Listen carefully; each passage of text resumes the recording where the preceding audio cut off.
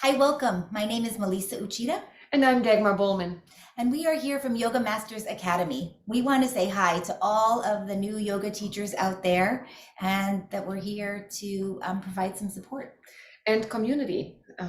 Two of us have been there before. So if you're currently facing imposter syndrome or you're facing burnout, we felt that and we want to support you and create community here. And also, even things like how do you support yourself as a yoga teacher, going from lots of different places, or what's the best way to do that? How do you find balance in your own life? And how can you teach authentically from your own lived experiences?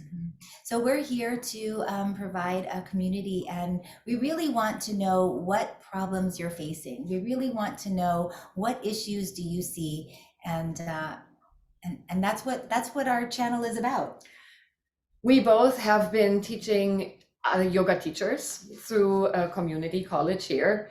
And we found that after the 200-hour yoga teacher training is over, there is this void. And with the Academy, we'd like to fill the void, to continue to support you, to become a confident, authentic yoga teacher that shines their light. So if you have finished your 200-hour yoga teacher training, you're kind of like, oh, I miss that community. And oh, there's still so much I want to learn. You know, with yoga, the 200-hour, it really is a foundation. You're building on the foundation. And like I tell our yoga teachers, it's the beginning of the rest of your life. And the rest of your life can be, you're kind of feeling it out as you go along. Absolutely. And so there will be questions that you didn't even know that you had during the training, that suddenly you have no avenue to get an answer. That's why we're here. So once a week, we want to post content for you that's relevant, that helps you find your way in this newly aligned world of yoga teaching. And hopefully we can support you in that. So we'll have tips on anatomy. We'll have little anatomy lessons, sequencing lessons. We'll have just be talking even about what we're facing in the classroom, what we're dealing with, what we're seeing, and we'd love to know what you're dealing with as well. There is always an answer, and hopefully we can find it in our community of the Yoga Masters Academy.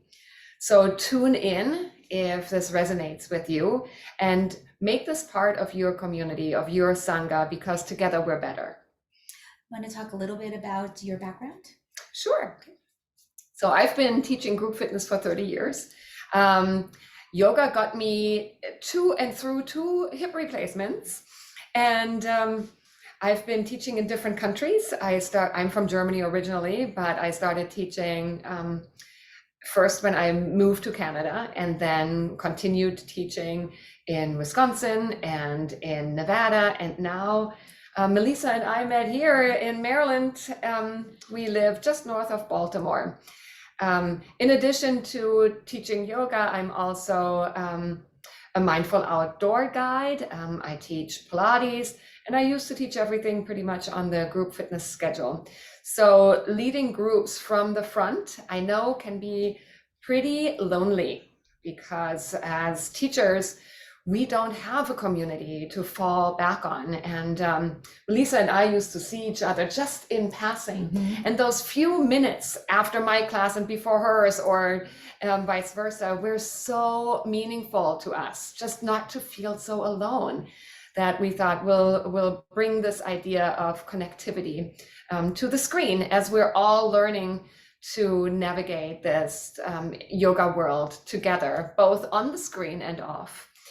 Yeah, you know, I kind of do think that sometimes we say yoga is non-competitive, right? We're always telling our students and for us that when we get on our mats, there's no competition with the person next to you. And yet at the same time, I think yoga teachers can almost feel a bit of pressure that way of, how do I compare to this other teacher? Or they might get different numbers, or you know what I mean? There is that natural tendency to compare. And so it's important for us to create the Sangha, the community, and to be lifting each other up. What we do is, I believe we provide an amazing service to people.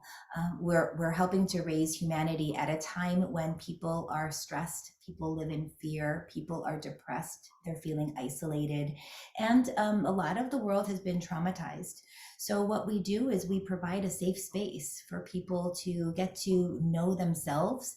They get to know members of their community. They get to build this relationship with their body. They get to reduce the mental anguish and the anxiety and the chittavrittis, the talking, the monkey mind. And we're hoping to bring peace to yoga teachers so that we in turn get to really show up and be there for our students. You had mentioned earlier when we were talking how yoga has made you a better mother as well. So both of us are mothers. My kids are a little older. They're 25 and 21. Melisa is still in the midst of things, of the parenting world. And oh my goodness, those tendencies of the mind to go off on a tangent, we're very much aware of it, and it happens during teaching as well, right? That the music might go off, and now what am I going to do? Or a student might leave the room, and was it something that I said? So you always have that witnessing mind, no matter what you're doing. But hopefully you'll find that there is some truth to the yoga philosophy, and that we can all still those turbulences through knowing that we are enough.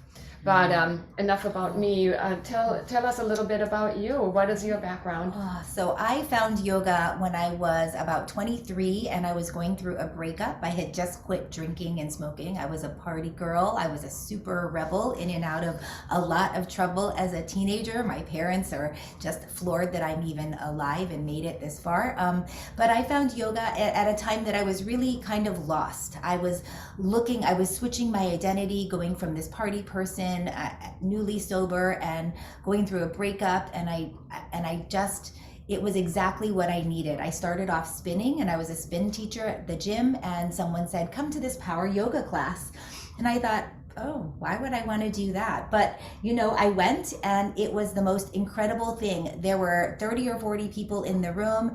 Everyone was moving, regardless of the age, regardless of the shape and the size of the body. Everyone was moving in total harmony. I later learned it was an Ashtanga Vinyasa yoga class, and I fell in love. My teacher then started teaching me to take over his classes, because he was going to India to do his annual trek over in India to study. And so I got this really amazing mentorship before 200-hour teacher trainings were even a thing. It's one of the things that I feel so blessed about. Yoga has gotten me, I fell in love with the physical practice of yoga. I fell in love with being able to do these amazing things with my body, and it brought me this peace of mind that nothing else had brought me. I had quit drinking. I took some antidepressants when I first stopped drinking, and I was like, I'm still not feeling good. About 5 years after I started practicing yoga and I started teaching right away, I really started to feel more comfortable with myself. It took another 10 years, I would say, before I started to feel good inside my body. Yoga's gotten me through 3 pregnancies and beautiful, healthy children, practicing all the way up until the day I delivered. Yoga's also got me through some really, really hard times. A divorce from my first husband and the death of my second husband, and through grief and through trying to rebuild the family. So that my yoga practice has sort of shifted, and what I love about yoga shifted from this really physical practice to now this spiritual practice, and living a life of gratitude and living in service to something higher than myself. I follow the 8 limbs of yoga, and I consider myself a lifelong student of yoga. Not even I teach it, but at the same time, like this is a journey that's going to continue on. Yes, and just like Melisa, I feel that yoga is a lifestyle, and as a teacher, we're always a constant student.